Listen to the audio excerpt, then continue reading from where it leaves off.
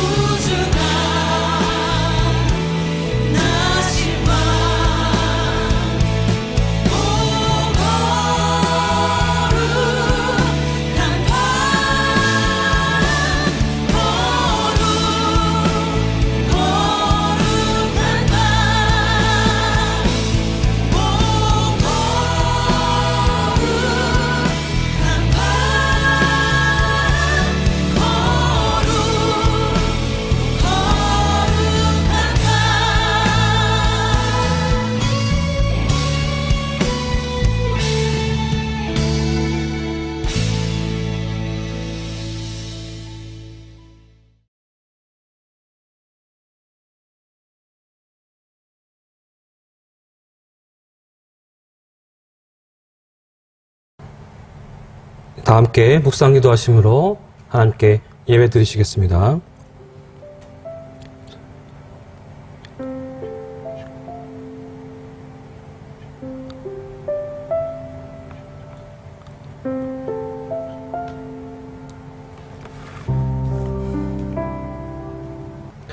찬송가 115장, 찬송가 115장 함께 부르시겠습니다.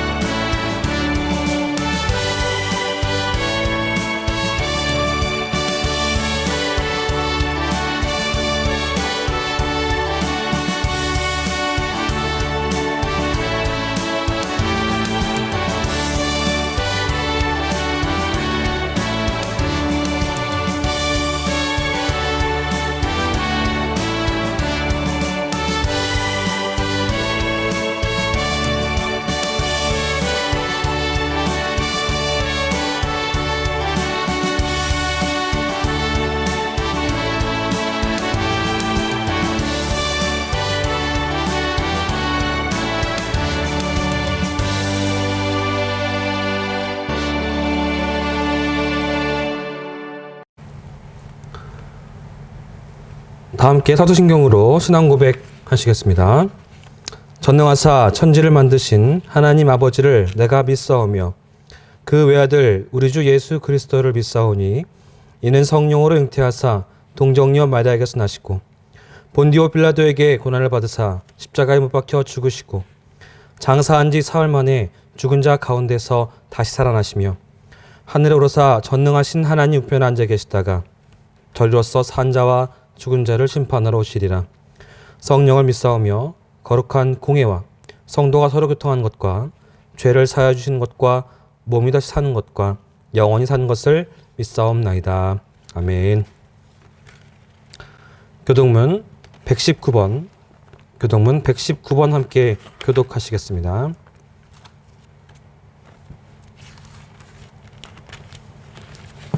교독문 119번입니다. 여호와의 영광이 나타나고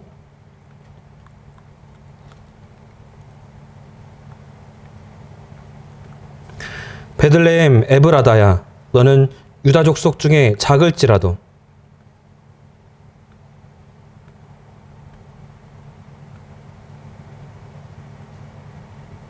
이는 한 아기가 우리에게 낳고 한 아들을 우리에게 주신 바 되었는데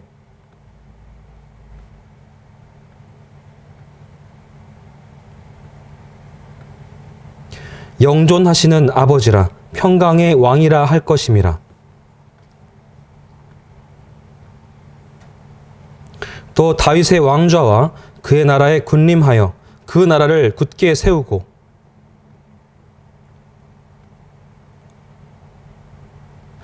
천사가 이르되 무서워하지 말라. 보라, 내가 온 백성에게 미칠 큰 기쁨의 좋은 소식을 너희에게 전하노라.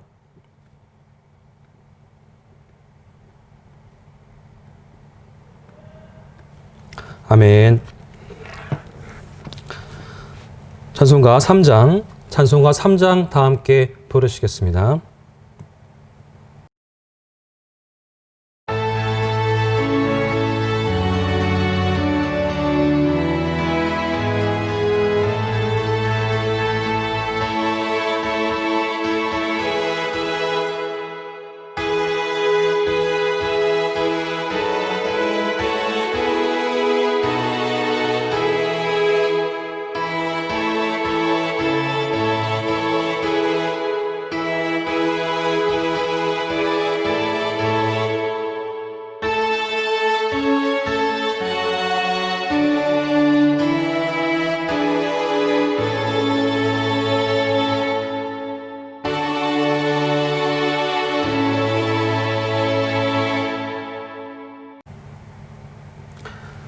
우리를 대표해서 김재경 장로님 기도 인도하시겠습니다.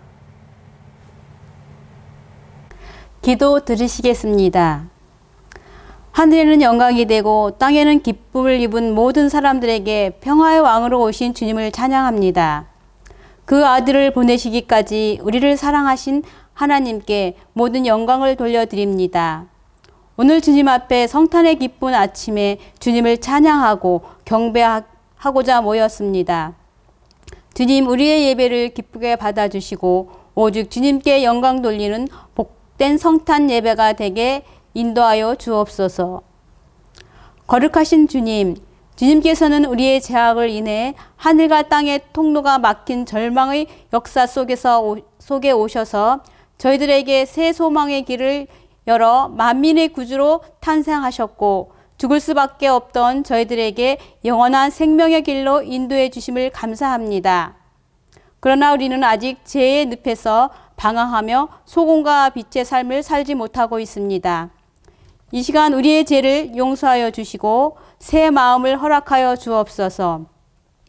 허망하고 짧은 세상에 살면서 죄의 노예가 되지 않고 유혹에 넘어지지 않는 거룩한 백성으로 살게 도와주시옵소서.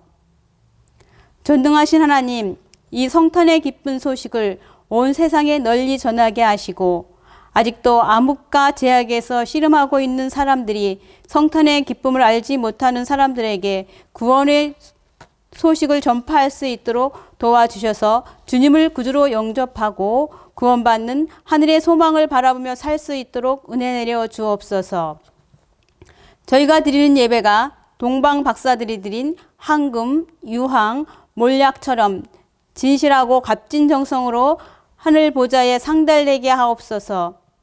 이 시간 주님이 탄생하신 성탄절에 주님의 천사들이 잠들었던 베들레헴을 깨웠듯이 잠들어 있던 우리의 영혼을 깨워 주시옵소서. 코로나19 바이러스로 전 세계가 두려움과 불안한 가운데 있습니다.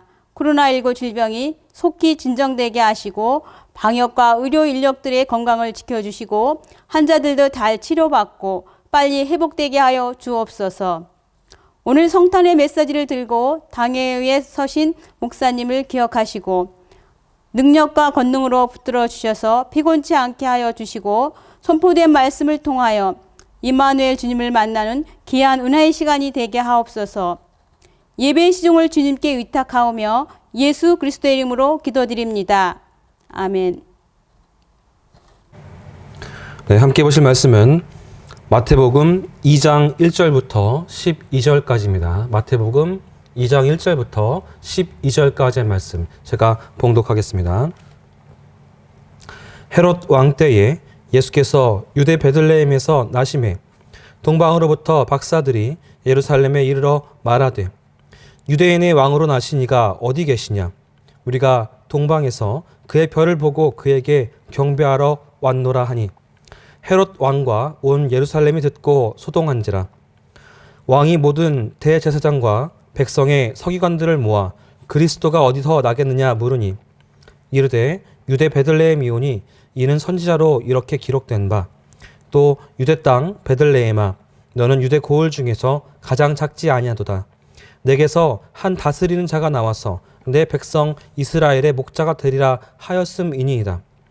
이에 헤롯이 가만히 박사들을 불러 별이 나타난 때를 자세히 묻고 베들레헴으로 보내며 이르되 가서 아기에 대하여 자세히 알아보고 찾거든 내게 고하여 나도 가서 그에게 경배하게 하라. 박사들이 왕의 말을 듣고 갈새 동방에서 보던 그 별이 문득 앞서 인도하여 가다가 아기 있는 곳 위에 머물러 서 있는지라. 그들이 별을 보고 매우 크게 기뻐하고 기뻐하더라. 집에 들어가 아기와 그의 어머니 마리아가 함께 있는 것을 보고 엎드려 아기께 경배하고 보배 합을 열어 황금과 유향과 모략을 예물로 드리니라. 그들은 꿈에 헤롯에게로 돌아가지 말라 지시하심을 받아 다른 길로 고국에 돌아가니라. 아멘. 오늘 말씀의 제목은 참된 예배를 드립시다 라는 제목으로 함께 은혜를 나누고자 합니다. 오늘 말씀의 1절을 보시면 예수님께서 태어나시던 때를 헤롯 왕 때라고 말하고 있습니다. 사람과 시대는 참 중요한 관계가 있습니다. 똑같은 사람이라고 할지라도 어떤 시대에 태어났냐에 따라서 그 꿈을 펼치기도 하고 그 꿈이 좌절되기도 하기 때문입니다. 예수님께서 태어나실 때의 왕이었던 헤롯 왕은 여러 가지 면에서 연구의 대상이 되는 그런 왕입니다. 정치적으로나 군사적으로 탁월한 지략과 용기를 가진 사람인 동시에 상상할 수 없을 만큼 정신병적인 그런 폭군의 모습도 가지고 있는 그런 두 얼굴을 가진 사람이었습니다. 그는 로마 황제에 의해서 유대의 총독으로 임명되었고 또 분봉왕으로 임명되어서 예수님이 태어나실 무렵까지 통치하고 오랜 세월을 권좌해서 지냈습니다. 또 그는 예루살렘에 헤롯 대성전을 지어서 명성을 날렸을 뿐만 아니라 굶주린 백성들을 위해서 세금을 감면해주고 또 자기의 금접시를 녹여서 백성들의 식량을 사들이기도 하는 등 그런 정치적인 그런 수완도 쓸 줄 아는 그런 사람이었습니다. 하지만 그의 인격과 성격은 아주 정신병적인 모습을 가지고 있는 그런 사람이었습니다. 자기 아내와 장모를 죽였을 뿐만 아니라 자기 아들들도 죽였고요. 또 근친상간까지 했던 그런 좀 정신병적인 모습을 가진 비인격적인 그런 왕이었습니다. 이 헤롯 왕이 죽을 때의 최후의 유언이 무엇이었는가 하면 예루살렘 시민 중에서 가장 존경받는 한 사람을 택해서 감옥에 가두었다가 자기가 그러니까 헤롯 왕이 죽는 순간에 같이 죽이라는 그런 유언을 했습니다. 그 이유는 아무도 자기의 죽음에 눈물을 흘리고 애도해 줄 사람이 없을 것을 자기도 알기 때문에 자기가 죽는 순간에 그런 좀 존경받는 사람을 죽게 해서 이스라엘 백성들이 눈물을 흘리게 하려는 그런 의도였다고 합니다. 바로 이러한 왕이 통치하는 시대에 예수님께서 태어나신 것입니다. 이것은 우리에게 대조적인 두 왕을 보여주는 것입니다. 세상 왕을 대표하는 헤롯 그리고 인류의 참된 왕이신 예수님께서 같은 시대에 공존하게 되었다고 하는 그런 모습인 것이죠.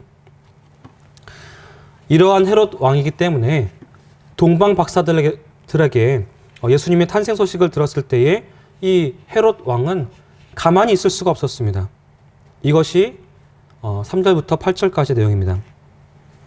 여기서 보면 헤롯 왕이 박사들에게 그러죠. 예수님을 경배하고자 하니까 알려달라. 이 말은 거짓말인 것을 어린아이라도 다 알 수 있는 그런 내용입니다. 나중에 이 헤롯 왕이 예수님이 태어났다라는 이 사실 때문에 무서운 대살인극을 펼치는 것을 우리는 알고 있습니다.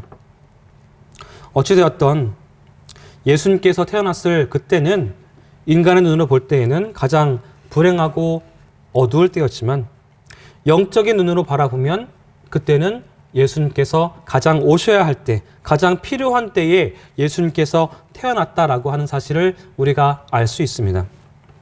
시대와 사람, 여기에 큰 의미가 있습니다. 어떤 사람은 이 시대를 탓합니다. 정치적으로 또 경제적으로 좀 더 안정되고 좋은 시대에 살게 하시지 왜 이런 시대에 살게 하시느냐 그런 불평을 합니다. 어떤 사람은 환경을 탓합니다. 나를 좀 더 좋은 나라에 태어나게 하셔서 살게 하시지 왜 이 한국 땅에 태어나게 하셔서 힘들게 살게 하시느냐. 또 어떤 분은 그러실 거예요. 좀 더 좋은 집에 시집 와서 살게 하시지 좀 더 좋은 사람 만나서 살게 하시지 왜 이런 곳에 왜 이런 사람을 만나게 하셔서 나를 힘들게 하시는가. 그렇게 말입니다. 그리고 그 많고 많은 교회 가운데에서 왜 칠금교회에 속한 사람으로서 신앙생활을 하게 하셨을까 하는 생각도 할 수가 있습니다. 좀 더 크고 좀 더 훌륭한 목사님 밑에서 신앙생활을 하게 하시지 작은 교회 또 무명의 목사와 함께 신앙생활을 하게 하셨는가 그런 생각을 하실 수도 있습니다.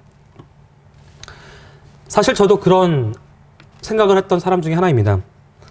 좀 더 훌륭한 재능, 좀 더 잘생긴 외모, 좀 더 많은 재물을 또 재능을 탓했던 때가 있습니다.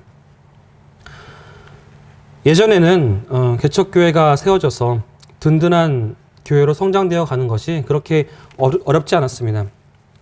그런데 지금은 개척교회 하나가 세워지고 또 성장되는 것이 그렇게 쉬운 시기가 아닙니다. 신학생들도 개척하려고 하지 않습니다. 얼마 전까지는 목사 안수를 받기 위해서는 반드시 이제 개척을 해야만 하는 그런 때가 있었는데요. 지금은 그렇지 않습니다. 그래서인지 개척하는 것을 더 꺼려하는 시대가 되었습니다. 사람들은 좀 더 편한 것들을 찾습니다. 그래서 신앙생활도 편하게 하기를 원합니다. 큰 교회는 프로그램도 다양하고요. 교회에서 성도님들을 섬겨주는 것도 아주 많습니다. 또 내가 그렇게 일을 열심히 하지 않아도 일할 사람들이 많기 때문에 열심히 봉사하지 않아도 열심히 헌신하지 않아도 교회가 아무런 영향이 없습니다. 개척교회나 작은 교회는 어떻습니까?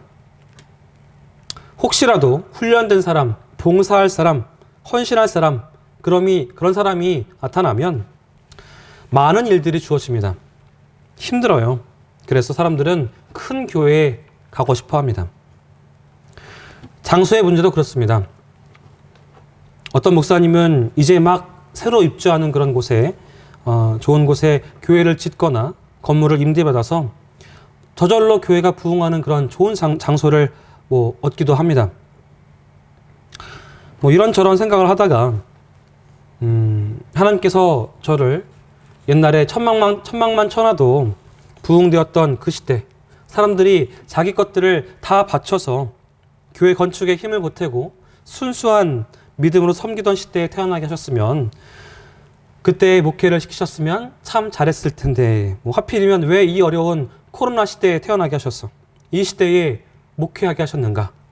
이 시대를 탓하기도 했던 그런 연약한 사람이 저입니다.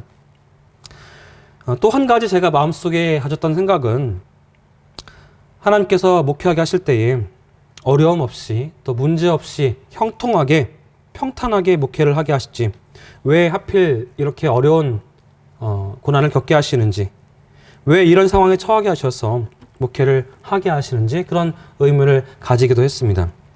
하지만 분명한 것은 하나님께서 이 시대에 나를 우리 교회에 여러 가지 어려운 문제를 당하게 하신 것은 분명한 뜻이 있다는 것입니다. 여러분, 결코 시대가 어렵다고 해서 어둡다고 해서 시대를 탓하지 마시기 바랍니다. 가정이 부유하고 또 편안하지 못하다고 해서 그 가정을 탓하지 마십시오. 그 사람이 그렇게 뛰어나지 못하다고 해서 그 사람을 탓하지 마십시오. 내 교회가 크지 못하고 목사가 뛰어나지 못하다고 해서 탓하지 마십시오. 다른 사람의 탓, 환경 탓을 하니까 신경질이 나고 짜증이 나고 원망이 나고 의욕이 생기지 않는 것입니다. 그래서 마음을 다르게 먹었습니다. 이런 상황에 있게 하신 이유가 있을 것이다. 분명 하나님의 뜻이 있을 것이다. 이렇게 마음을 먹고 하나님께서 되게 하실 때까지 최선을 다해서 일하자, 그런 마음을 먹으니까 힘이 나고 용기가 나고 의욕이 일어났습니다. 그래서 하루에 1시간, 2시간씩 자면서 교회 부흥을 위해서 회의하고 프로그램 만들고 설교를 쓰고 해도 할 수가 있었습니다. 물론 조금 무리가 돼서 병원에 갔다 오기는 했습니다만 괜찮습니다. 여러분, 여러분들을 또 저를, 우리를 그런 상황에 있게 하신 거기에는 하나님의 오묘한 섭리가 있는 것입니다. 이 시대를 향한, 여러분을 향한, 교회를 향한, 가정을 향한, 사람을 향한 하나님의 놀라우신 뜻이 있는 것입니다. 이것을 발견하지 못하면 이 시대를 탓하게 되고 사람을 탓하게 되고 교회를 탓하게 되는 것입니다.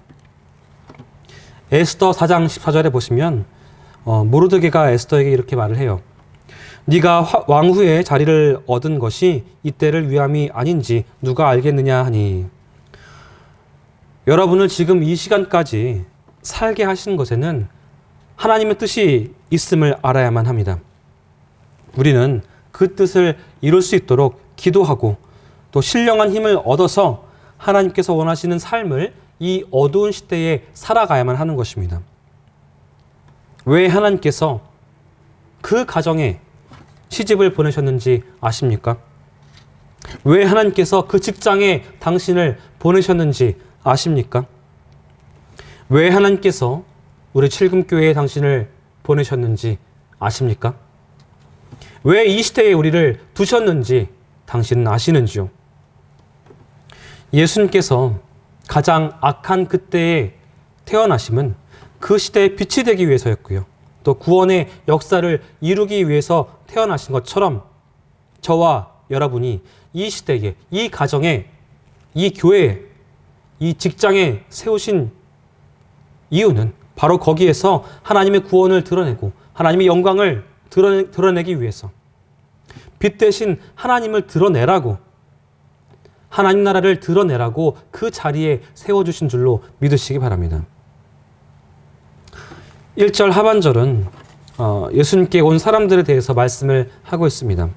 동방에서부터 온 박사들이라고 말씀을 하고 있는데요. 2절은 동방에서 온 박사들이 예수님에게 온 목적을 말합니다. 그에게 경배하러 왔다고. 이 경배한다라는 것은 무엇입니까? 경배의 원래 말의 의미는 꿇어 엎드려서 경의를 표한다라는 말입니다. 그를 높인다라는 것이죠.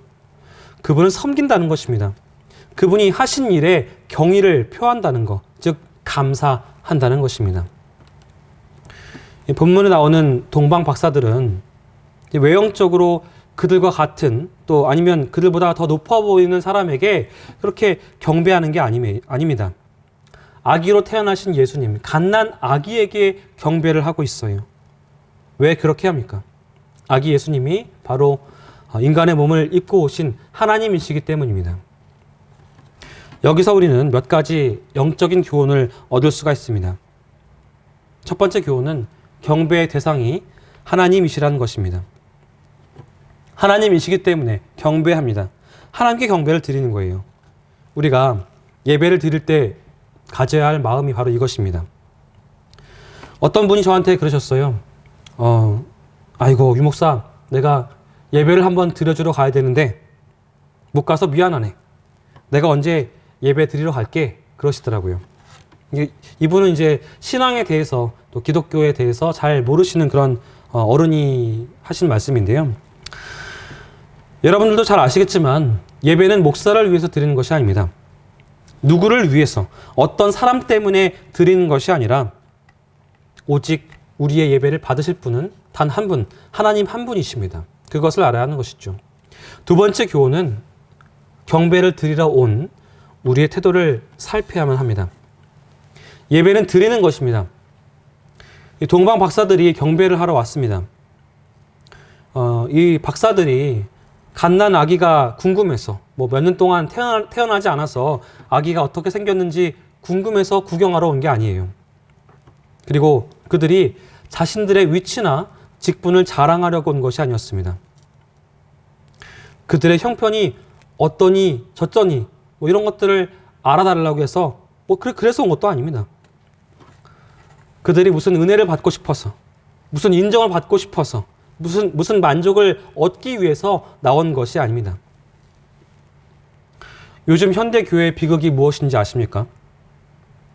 그것은 신령과 진정으로 드려야 하는 이 예배가, 하나님께 드려져야 하는 이 예배가 일종의 영적인 쾌락을 추구하는 그런 예배로 전락을 해버렸다는 것이죠. 내 문제를 해결받기 위해서, 내 영의 만족을 채우기 위한 예배로 전락해버린 거예요. 예배는 사회 참여나 민주화를 부르짖기 위해서 하는 그런 정치 참여의 장이 아닙니다. 예배는 내 욕구나 내 필요를 체험받기 위한 그런 것이 아닙니다.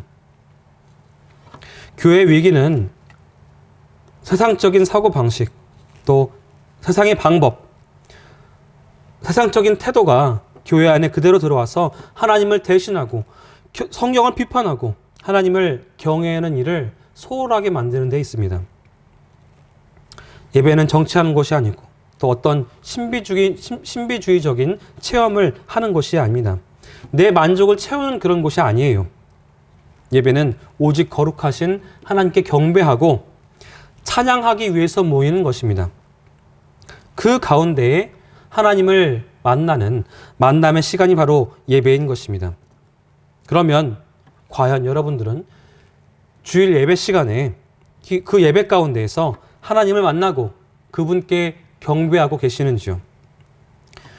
여러분은 시간마다 드려지는 예배 가운데에서 하나님의 임재하심을 경험하고 계시는지요? 그분의 임재를 누리고 싶으십니까? 그렇다면 동방 박사들을 보십시오.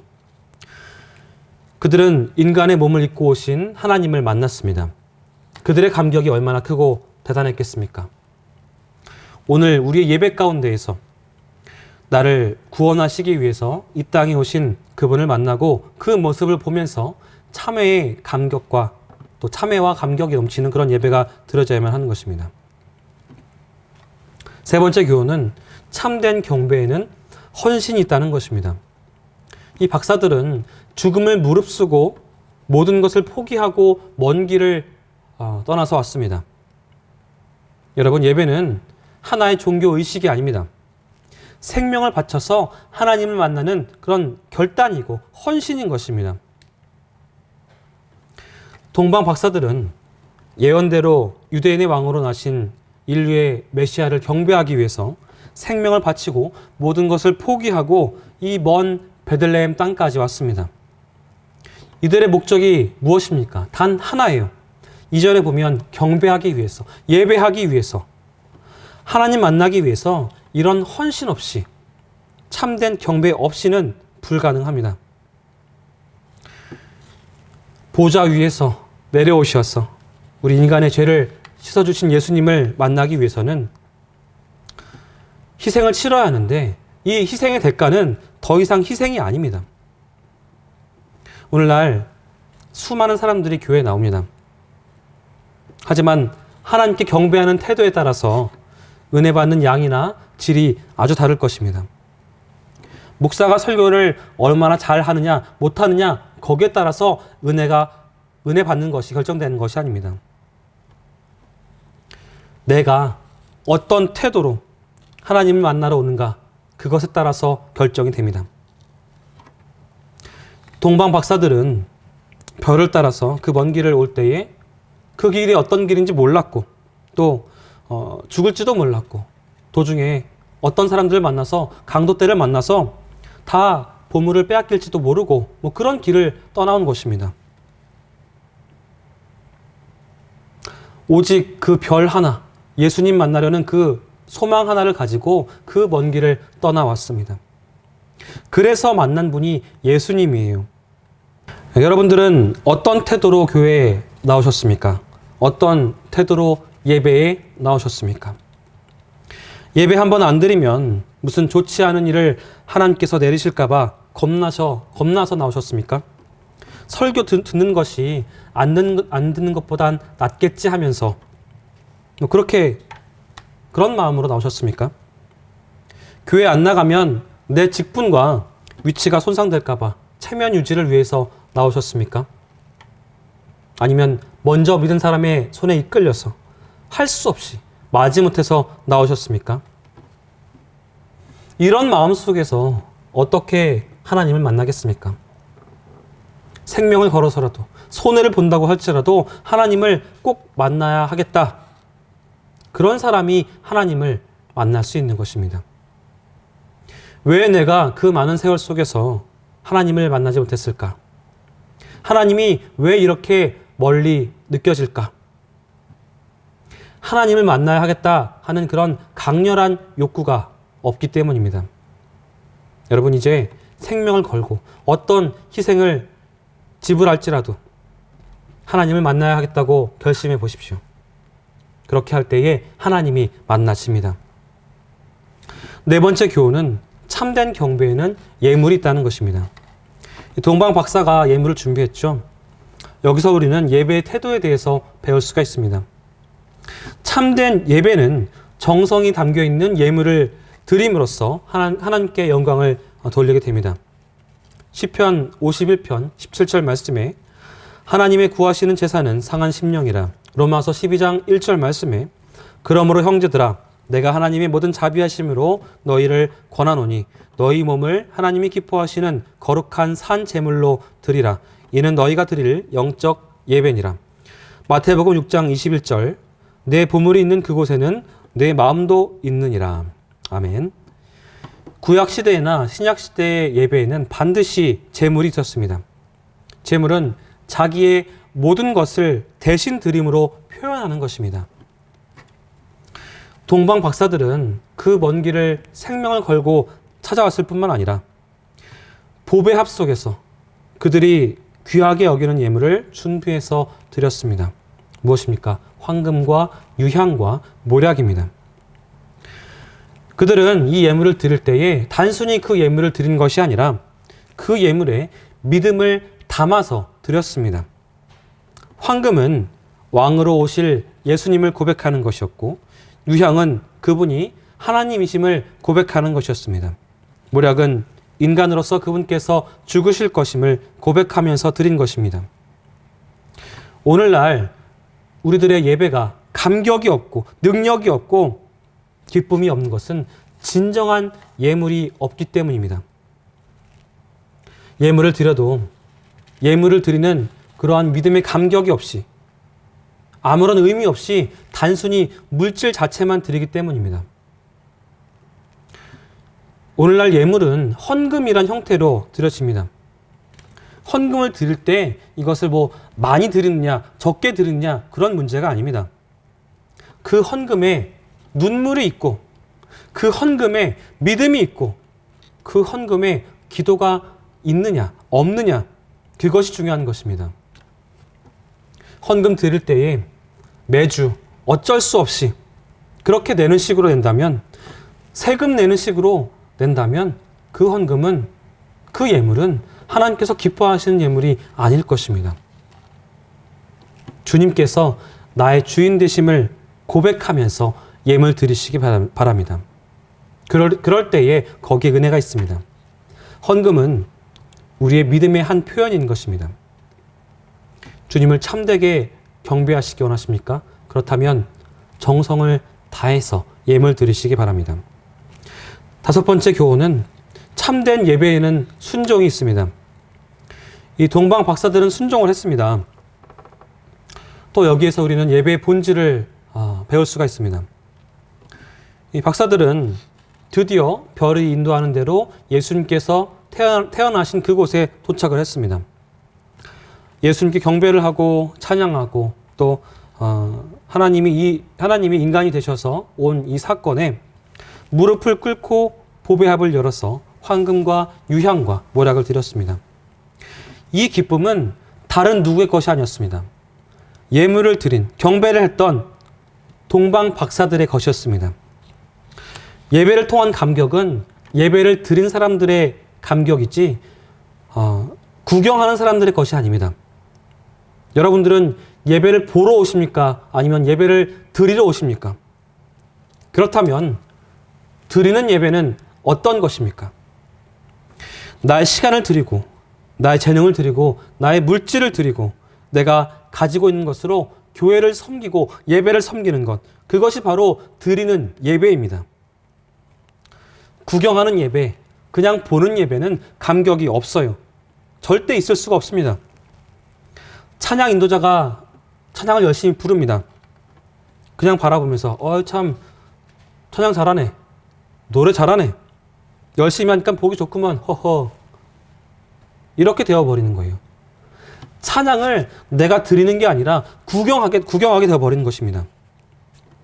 만약에 내가 찬양을 보는 것이 아니라 드리게 된다면 어떻게 되겠습니까? 하나님께서 주시는 감동으로, 기쁨으로 눈물이 흘러나게 될 것입니다. 진정으로 찬양할 수 있게 됩니다. 제가 신학대학원 동기 중에 그 뇌병변을 가지고 있는 친구가 있습니다. 이 친구가 이제 신학대학원 수련회 때 찬양을 하는데요. 앞에서 찬양 인도를 하는데 이 친구가 제일 앞자리에서 같이 찬양을 합니다. 근데 이 친구가 펄쩍펄쩍 뛰면서 찬양을 해요. 근데 아시겠지만 이 뇌병변이라는 병이 몸을 잘 가눌 수가 있는 그런 상태가 아닙니다. 자기 몸을 못 가누면서 자꾸 넘어지면서 찬양을 합니다. 몸을 움직이는 것이 힘드니까 땀이 비 오듯이 쏟아집니다. 여기저기 넘어지면서 부딪히는 데에도 찬양을 그렇게 열심히 하는 거예요. 그 친구를 바라보는 우리들도 은혜를 받았고 아마 그 친구도 은혜의 시간 속에 잠겨 있었으리라고 믿습니다. 이것은 드리는 자만이 누리는 특권입니다. 보는 자가 아니라 드리는 사람만이 그러한 감격을 누릴 수가 있습니다. 그리고 동방 박사들이 예수님 만난 다음에 그 감격을 가지고 어떻게 합니까? 하나님 말씀에 순종을 합니다. 12절 말씀이 나와 있는데요. 헤롯 왕이 그들한테 뭐라고 했습니까? 자기한테 알려달라고 그랬어요. 나도 경배하고 싶으니까 나에게도 알려달라. 그들도 그렇게 하겠다고 했을 것입니다. 하지만 헤롯 왕의 말을 듣는 것이 아니라 하나님 말씀을 듣고 그대로 순종을 했습니다. 예배를 드린 자의 삶의 모습인 거예요. 하나님 말씀에 순종하게 되는 것입니다. 하지만 예배를 드리고도 순종하지 않는 사람들이 있습니다. 예배는 예배고 그 다음의 일이 일어나지 않는 거예요. 예배를 드렸는데 순종이 없다면 그 예배는 가짜입니다. 우리는 이중적인 것에 길들여져 있습니다. 예배를 드릴 때는 참 거룩해요. 누가 뭐라고 할 수 없을 정도로 참 거룩합니다. 하지만 예배가 끝나고 나면 여전히 똑같은 모습으로 돌아가 버립니다. 예배는 순종으로 이어져야지 참 예배인 것입니다. 그렇기 때문에 우리가 모여서 예배를 드리는 것이 기초인 것입니다. 그리고 거기에서 끝나는 것이 아니라 우리의 삶이 바로 예배의 삶으로 이어져야 하는 것입니다. 그것이 바로 순종의 삶입니다. 예수님을 내 성격대로, 내 마음대로 그렇게 믿으려는 사람이 있습니다. 내 식으로 교회를 섬기고 내 식으로 교회에 봉사하고 그렇게 하는 사람은 이 사람 저 사람하고 부딪힐 수밖에 없습니다. 하지만 자기 식으로 내 마음대로 예수 믿으려고 하는 것, 또 교회를 섬기려고 하는 것, 그런 것들을 포기한 사람들은, 포기하고 순종하기로 결심한 사람들은 어떤 상황에도 어떤 일이 맡겨진다고 할지라도 순종하기로 결심한 평화가 있습니다. 바보처럼 보일 수 있습니다. 하지만 그 사람을 보면서 많은 사람들이 감동을 받습니다. 여러분, 순종이 가장 큰 능력입니다. 순종하시면서 참된 예배를 드릴 줄 아시는 여러분 되시기를 주님의 이름으로 부탁드리겠습니다. 기도하겠습니다. 우리를 사랑하여 주시는 하나님 아버지 감사합니다. 오래전 예수님 독생자를 보내주시어서 우리에게 성탄의 기쁨을 맛보게 하시고 빛으로 나아갈 수 있는 길을 허락하시니 감사합니다. 오늘 기쁜 성탄의 아침 하나님을 찬양합니다. 하나님의 은혜에 감사드립니다. 말로 다할 수 없는 평안함과 기쁨을 허락하여 주시옵소서.